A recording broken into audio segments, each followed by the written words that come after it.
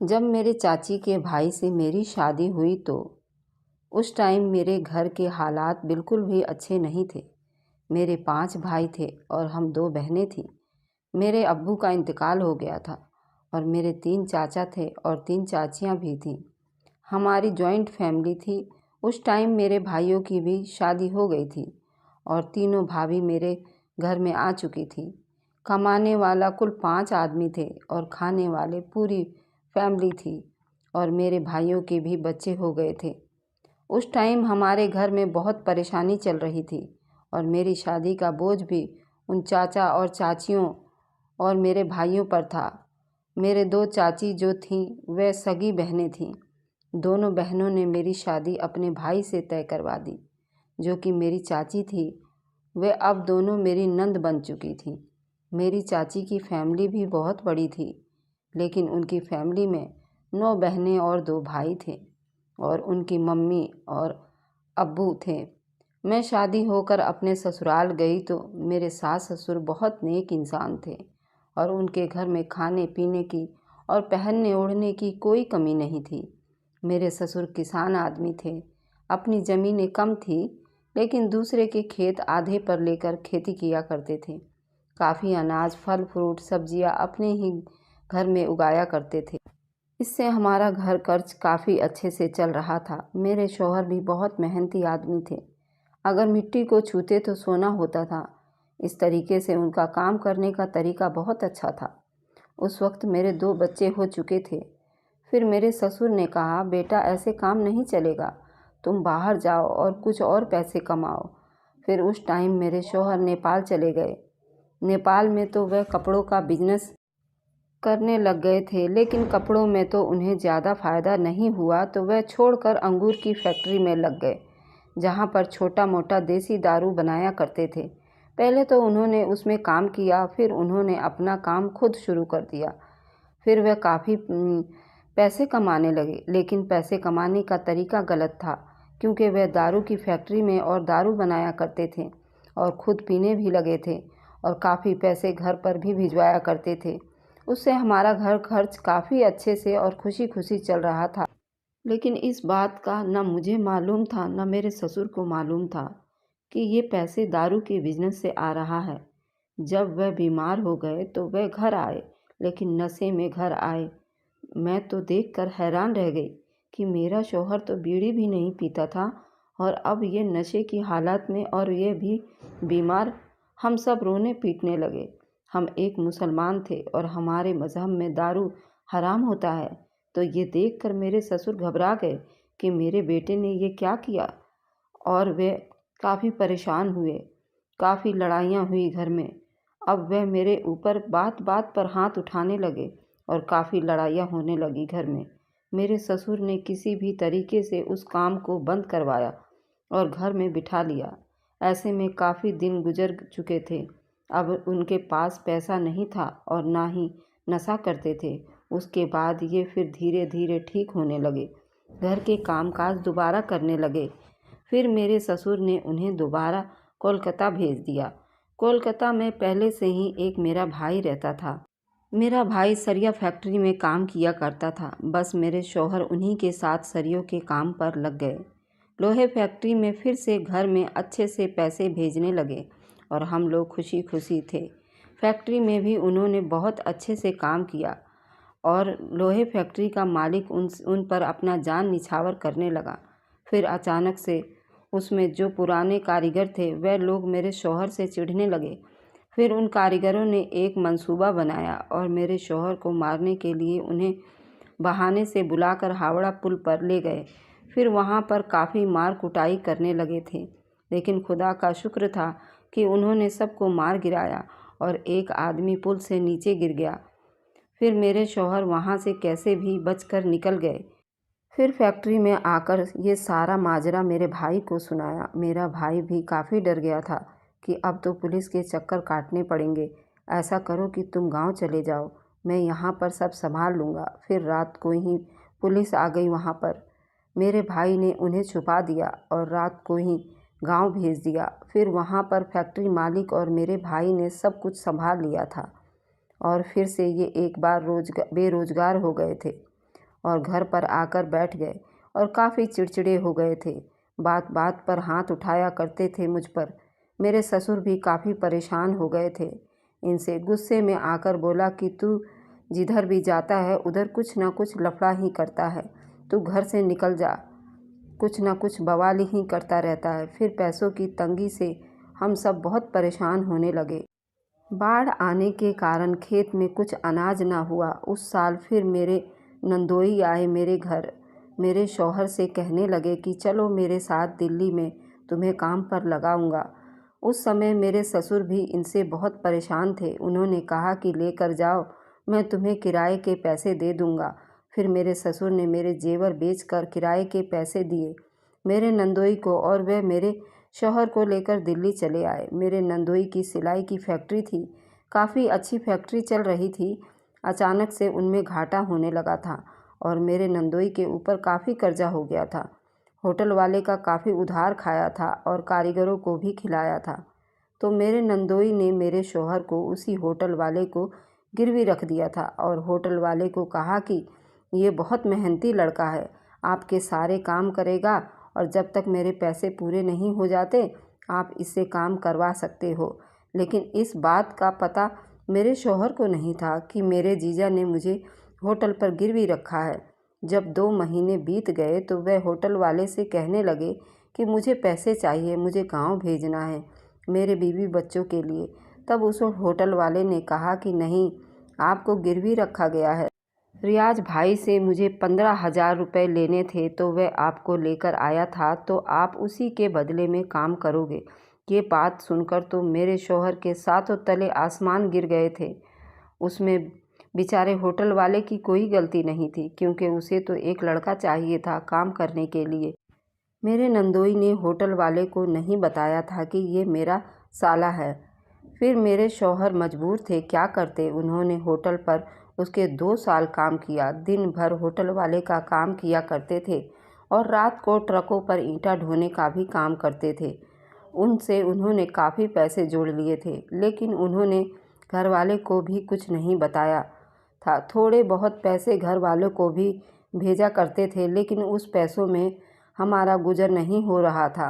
हम लोग बहुत परेशान थे। उस बीच मेरे नंदोई भी हम लोगों से मिलने कभी घर नहीं आए, ना ही मेरे शौहर का उन्होंने कोई हाल चाल बताया। मेरे ससुर भी और मैं भी घर पर बहुत परेशान हो गए थे, क्योंकि कोई हाल चाल ठीक से नहीं मिल पा रहा था। उस कुछ पैसे भेज दिया करते थे। फिर 2 साल बाद मेरे शौहर जब गांव लौटे तो सारा किस्सा सुनाया तो हम लोग बिल्कुल दंग रह गए। फिर मेरे ससुर ने मेरे नंदोई को बहुत बद्दुआएं दी। फिर मेरे शौहर कुछ दिन रुके और वापस दिल्ली आ गए और यहाँ पर आकर काफ़ी मेहनत किया, बेलदारी करी, सब्जियाँ बेची, रेहड़ियाँ लगाईं, थोड़े पैसे इकट्ठे करे और फिर एक फुलबड़ी की फैक्ट्री लगाई। फैक्ट्री भी अच्छी चलने लगी थी। फिर गांव में खबर भेजा गया कि मेरे बीवी बच्चों को भेज दो। उस वक्त मेरे 4 बच्चे हो चुके थे, जिसमें से 3 लड़कियां थी और 1 लड़का था। मेरा लड़का अभी अभी हुआ था, वह काफ़ी बीमार रहता था। इस वजह से मेरे ससुर ने मना कर दिया कि मैं अपने पोता पोती को और अपनी बहू को दिल्ली नहीं भेजूंगा। फिर मेरे शौहर ने पैसा भेजा करते थे और हम लोग आराम से, खर्च अच्छे से चल रहा था। और मेरे शौहर ने फैक्ट्री खोली थी, वह भी काफ़ी अच्छा चलने लगा था और पैसों की कोई तंगी नहीं थी। अब मेरे शौहर का पहनावा ओढ़ावा, खाना पीना, रहन सहन काफ़ी बदल चुका था और फैक्ट्री काफ़ी औरतें, लड़कियां और बच्चे भराई करने आते थे और अपने काम के मुताबिक पैसे भी ले जाया करते थे और काम काफ़ी अच्छा चल रहा था। लेकिन अचानक से सब कुछ बदलने लगा। अब उनमें से एक लड़की जो कि मेरे शौहर को पसंद आती है और वह लड़की भी काफ़ी मेरे शौहर के करीब आने लग जाती है और उस लड़की के माँ बाप मेरे शौहर को काफ़ी चाहने लग जाते हैं। अब तो मानो जैसे कि मेरी दुनिया ही लुट गई थी, जैसे आसमान से आकर नीचे धरती पे समा गई थी मैं। अब मेरे शौहर हमें खर्चा देने भी बंद कर दिया था और मेरे शौहर बिल्कुल उस लड़की के प्रेम में डूब चुके थे। लोग कहते उस लड़की से कि ये 4 बच्चों का बाप है, तो तू अपनी ज़िंदगी क्यों इसके साथ ख़राब कर रही है। वह लड़की कहती नहीं, ये सिर्फ मेरे हैं, और मेरे लिए बने हैं और मैं इनके लिए बनी हूँ। और मेरे शौहर अब मुझे और मेरे बच्चों को भूल चुके थे। कहते कि मेरे कोई बीवी बच्चे नहीं हैं, ना मेरे माँ बाप हैं। अब तो मेरी दुनिया ही उजड़ चुकी थी। तब मैंने अपने ससुर की बिल्कुल भी नहीं सुनी और मैं दौड़ी दौड़ी दिल्ली चली आई। जब मैंने आकर अपनी आंखों से ये माजरा देखा तो मेरी तो दुनिया लुट चुकी थी, मानो जैसे कि मैं एक जिंदा लाश हो चुकी थी। मैं अपने 2 बच्चे ही लेकर आई थी, एक लड़का और एक लड़की को, और 2 लड़कियों को अपने ससुर के पास छोड़ आई थी। अब मेरे सास ससुर भी काफ़ी बूढ़े हो गए थे, पर हमारे साथ एक ननद रहती थी जिसके पति इस दुनिया में नहीं थे, तो वही तीनों मेरे लड़कियों को देखभाल कर रहे थे और मैं अपने शौहर के पास आ गई थी। जब मुझे देखा मेरे शौहर ने तो मुझे अपने पास रखने से इनकार कर दिया। वह बोले, चली जाओ तुम यहाँ से, तुम्हारा कुछ नहीं है यहाँ पर, और मैं तुम्हें नहीं जानता, ना इन बच्चों को जानता हूँ। लेकिन मैं अपने एक भांजे के साथ गई थी, जो कि वह मेरा एक चचेरा भाई भी है, तो मेरे 2 रिश्ते उसके साथ जुड़े थे जो कि खास थे। वह भी मेरी तरफ से खूब लड़ा अपने मामा से और कहने लगा कि ये बच्चे तुम्हारे हैं और ये बीवी भी तुम्हारी है। तुम इस औरत को छोड़ दो जिसके चक्कर में मेरे मामी को छोड़ते हो, और नहीं तो आपके साथ बहुत बुरा होगा, और मैं इस लड़की को यहाँ से निकाल दूंगा जिसके साथ तुम घूमते फिरते हो और पैसे लुटाते हो। इसी बात पर आकर मुझे भी और मेरे भांजे को भी बहुत मारा। मेरे शौहर ने और हमें घर के अंदर नहीं आने दिया, तो हम घर के बाहर रोड पर ही सोए और भूखे और प्यासे, मैं और मेरे भांजे और मेरे दोनों बच्चे। फिर सुबह हो गई तो मकान वाली को पता चला कि इसके बीवी बच्चे आए हैं और इसने अंदर नहीं आने दिया और वह रोड पर ही सोए और भूखे प्यासे हैं। तब वह मकान मालकिन जैसे मसीहा बनकर हमारी मदद के लिए आई और हमें खाना खिलाया और हमारे सारे किस्से सुने और वादा किया कि हसीना, मैं तेरे साथ हूँ, तू अकेली नहीं है। मैं बताती हूँ इसको, ये कैसे तुझे छोड़ सकता है। फिर वह आंटी मुझे मेरे शौहर के पास लेकर गई और बोला, बताए तेरे बीवी बच्चे नहीं हैं। तो मेरे शौहर ने बड़े आराम से आंटी से कह दिया कि मेरे बीवी बच्चे नहीं हैं, ना ही ये मेरे बच्चे हैं, और ना ही मैं इस आदमी को जानता हूँ। फिर आंटी ने कहा, ठीक है, जो तेरे साथ रहती है वो लड़की तो मैं अच्छे से जानती हूँ, क्योंकि वह तेरे पैसों की लालच में तेरे साथ है, और उसके माँ बाप भी, और तेरी उम्र में और उसके उम्र में काफ़ी फ़र्क है। तू 30 साल का और वह अभी 16 साल की दिख रही है, तो तू झूठ बोलने की ज़रूरत नहीं है और सीधे तरीके से अपनी पत्नी को और अपने बच्चों को अंदर आने दे, नहीं तो मैं अपना कमरा खाली करवा दूंगी। जो कि तू फैक्ट्री खोल के बहुत पैसे कमाता है और अय्याशियाँ करता है। फिर आंटी के धमकाने पर जैसे तैसे मुझे वहाँ रहने दिया, लेकिन एक लेबर की हैसियत से मैं सारा दिन वहाँ पर काम किया करती थी। फ्राई करना, भट्टी लगाना, माल फ्राई करना और 8-9 लेबरों का खाना बनाना आदि सारे काम मैं करती थी। मेरे शौहर मेरे से कोई बात नहीं करते थे और ना ही मेरे बच्चों की तरफ देखते थे, ना ही उन्होंने मुझे सोने के लिए कोई बिस्तर दिया और ना ही पहनने के लिए कपड़े खरीदे। मैं तो मुसीबत में गांव से आई थी, तो मुझे होश नहीं था मुझे कपड़े भी ले जाने हैं और बच्चों के भी कपड़े ले जाने हैं। जब मैं 10 दिन गुजर गया एक ही कपड़ों में, तब आंटी का नज़र मुझ पर गया। जिस लड़की के साथ मेरे शौहर रहते थे उसे तो रोज़ाना नया कपड़ा, खाना, घूमना फिरना, फिल्म दिखाना सब मेरे सामने ही करते थे। तब आंटी ने कहा कि वह तो ऐश कर रहा है और तू घुट घुट के मर रही है, चल तुझे मैं कपड़ा दिला कर लाती हूँ। फिर आंटी ने मुझे और मेरे बच्चों के लिए पुराने कपड़े बाजार से दिलवाए। उस वक्त मेरा लड़का 1.5 साल का था और मेरी लड़की काफ़ी छोटी थी, जो कि 6 महीने की थी। मैं तो अपना सुध बुध खो बैठी थी। अपने पति को देखकर तो उन बच्चों को मैं ज़रा भी ध्यान नहीं देती थी।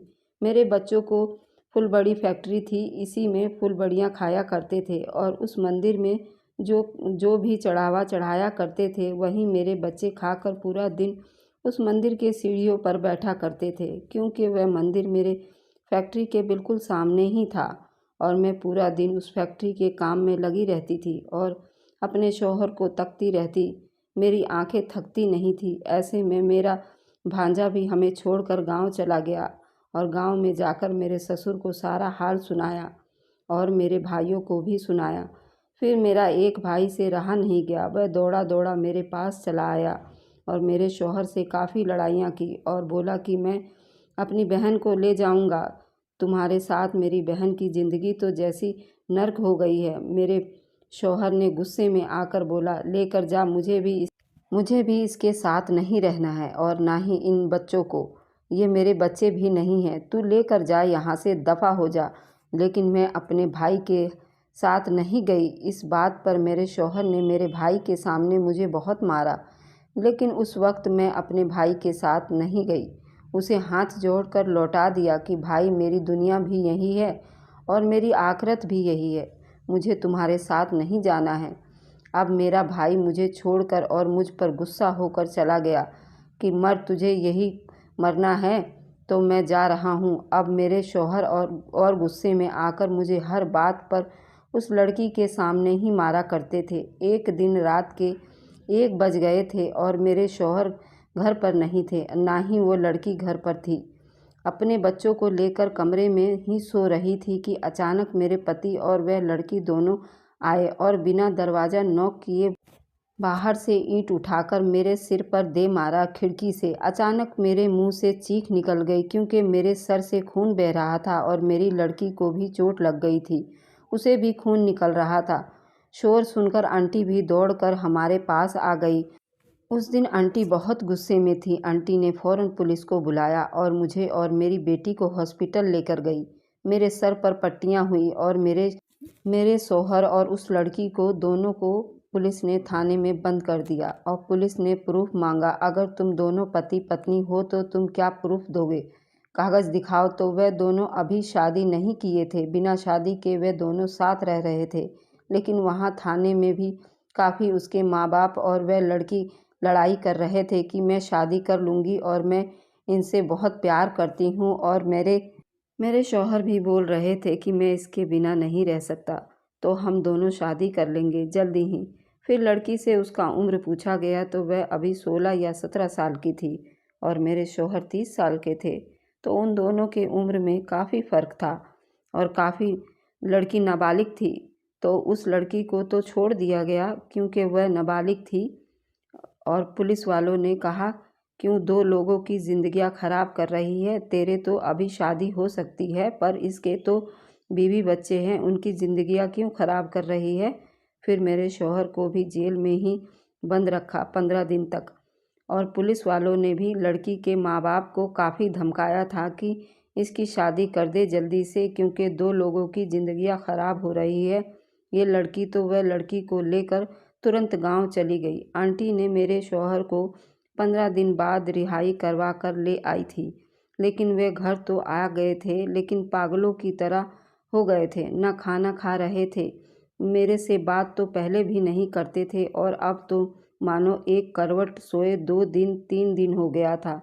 ना ही फैक्ट्री का काम कर रहे थे और ना ही बता रहे थे कैसे करना है। फिर आंटी भी उनकी हालात देखकर परेशान हो गई थी। फिर आंटी मुझे और मेरे बच्चों को लेकर एक दरगाह पर गई और मुझे एक पीर बाबा से मिलवाया और मेरे सारे किस्से सुनाए उनसे, और मैं पीर बाबा के पास बैठकर बहुत रोई। उन पीर बाबा ने मुझे कुछ नहीं दिया, मेरे सर पर हाथ रखकर बोला, मेरी बच्ची, तुम बहुत मेहनती हो और बहुत बर्दाश्त करने वाली औरत हो, तुम जाओ, तुम्हारा शौहर तुमसे बात करेगा। फिर मैं और आंटी दोनों वापस फैक्ट्री चले आए। आंटी ने मुझे कहा, बेटा तुम खाना बनाओ और जब तुम्हारा खाना बन जाए तो मुझे बुला लेना, मैं तुम्हारे साथ चलूँगी, उसको खाना खिलाएंगे। पहले फिर मैंने ऐसा ही किया, मैंने खाना बनाया और आंटी को बुलाया और आंटी मेरे दोनों बच्चों को लेकर आई और मुझे बोला, तू खाना लेकर चल। फिर हम दोनों उनके पास गए। आंटी ने मेरे शौहर को समझाया, बोला, बेटा जो हो गया उसे भूल जा और फिर से एक नया सवेरा है तेरी ज़िंदगी में, और ये दोनों तेरे छोटे बच्चे हैं और ये तेरी बीवी है और तूने ही तो पहले बताया था कि तेरे 4 बच्चे हैं, फिर तू ही क्यों भूल गया उन्हें? फिर उठ के उन्होंने आंटी के हाथ से निवाला खाया। फिर अपने हाथ से खाना खाने लगे, फिर उठे और नहाए धोए और फैक्ट्री के कामों में लग गए, लेकिन मुझसे कोई बात नहीं की। इस तरीके से मैं अपने पति के बेवफाई में 4 साल उन्हीं के सामने गुजारे थे। अब मारपीट तो नहीं करते थे, ना ही मेरे बच्चों को प्यार करते थे। फिर इस बीच आंटी फिर से मुझे दोबारा उस पीर बाबा के पास लेकर गई। फिर मैंने उनसे अपना सारा किस्सा बयान किया और बहुत रोई। उन्होंने कहा, बेटी तू बहुत सब्र वाली है औरत, और तुझे सब्र करना चाहिए। तेरा सब्र का फल तुझे मिल जाएगा। तुम जाओ, अपने पति को बात मानो और उसके साथ रहो। फिर मैं आई और ऐसा ही करती रही। पहले भी ऐसा ही करती थी। मैं ज़्यादा उनसे लड़ाई झगड़ा नहीं करती थी। फिर एक दिन मैं आंटी के साथ कहीं बाजार गई थी और वहाँ से वापस लौटी तो मेरा शौहर वाकई मेरा इंतज़ार कर रहे थे। मैं आई तो बोले, हसीना कोई आया है, मेरे लिए 2 कप चाय बना दो और बाहर से पेप्सी वगैरह मंगा दो। और मुझे पैसे दिए। उन्होंने 4 सालों में पहली बार मुझसे बात करे और मुझे काम बताया। मेरा तो मानो जैसे खुशी का ठिकाना ही नहीं था। मैं जल्दी गई, चाय बनाई और नाश्ता का इंतज़ाम किया और जो मेहमान आया था उसे विदा किया। फिर मैंने उनसे डरते डरते पूछा कि आप शाम को क्या खाएंगे। फिर उन्होंने बड़ी प्यार से जवाब दिया कि जो चाहे बना लो, और मेरे बच्चों के लिए पूछा। फिर मेरे बच्चे भी उनसे काफ़ी डरते थे, क्योंकि उन्हें हमेशा खूंखार ही पाया था, इसलिए बच्चे डर के मारे उनके पास नहीं गए। फिर ऐसे ही धीरे धीरे मेरे सारे दुख दूर हो गए। फिर मेरे शौहर ने अपना मकान भी ले लिया और हमने वह फैक्ट्री खाली कर दी। पर आंटी ने मेरा बहुत साथ दिया था। वह भी बहुत रो रही थी जब हम वहाँ से खाली करके अपने मकान में आए थे। फिर मेरे 2 और बच्चे हुए, एक बेटा और एक बेटी। अब मेरे 4 बेटियाँ और 2 बेटे हैं। मैंने अपने बेटे को खूब पढ़ाया। एक बेटा लेखक है और एक बेटा ऑफिसर है, और चारों बेटियों की शादी कर दी। उनके शौहर भी उनके पसंद का है और अच्छा है। उनका घर भी अच्छे से बस गया है। लेकिन अब मेरे सास ससुर इस दुनिया में नहीं हैं, लेकिन एक ननद जो मेरे साथ ही रहती हैं। तो ये थी मेरी कहानी। कहा जाता है सब्र का फल हमेशा मीठा होता है। वाकई मेरे साथ सब मीठा हो रहा था। तो धन्यवाद दोस्तों, स्वस्थ रहें, खुश रहें। Thanks for watching my channel, like and subscribe. Bye bye.